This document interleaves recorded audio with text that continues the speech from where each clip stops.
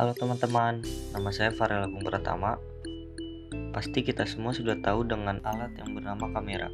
Kamera merupakan salah satu alat yang digunakan untuk merekam gambar yang menghasilkan sebuah foto maupun video. Dalam dunia fotografi, terdapat dua jenis kamera, yaitu kamera digital dan kamera analog. Kali ini saya akan membahas salah satu dari jenis kamera tersebut, yaitu kamera analog.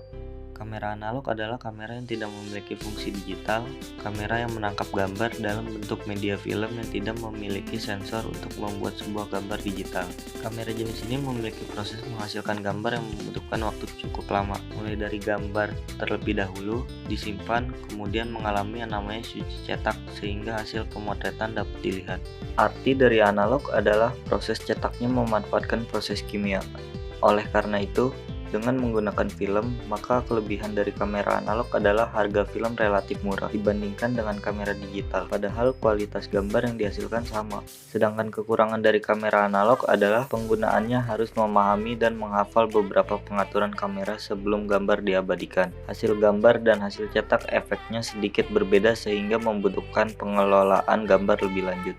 Hal pertama yang terpenting pada pemotretan analog yaitu kita harus memahami cara memasukkan roll film ke dalam bodi kamera analog tersebut, lalu putar gagang atau kokangnya. Hal tersebut supaya kita mengetahui apakah roll film kita sudah bisa menggulung atau belum. Lalu kita mengatur fokus dan sinkron yang muncul pada viewfinder dengan menekan tombol shutter setengah. Fokus ini kegunaannya untuk mendapatkan hasil yang fokus dan tidak buyar atau buram. Fokus ini bentuknya bulat dengan garis di tengahnya. Bila garis tersebut sudah lurus, itu berarti tandanya sudah fokus. Tetapi bila garis di tengahnya masih terlihat tidak lurus atau patah, itu berarti kita harus mengaturnya terlebih dahulu, yaitu dengan memutar cincin ring fokus yang terdapat di bagian lensa sampai garis terlihat lurus. Sinkron gunanya adalah untuk mendapatkan gambar yang bagus atau tidak under, terlalu gelap dan tidak over atau terlalu terang. Ada berbagai macam tanda sinkron seperti itu, yang artinya jika ada suatu tanda di bawahnya yang arahnya menunjukkan ke arah kiri, artinya gambar akan menjadi semakin terang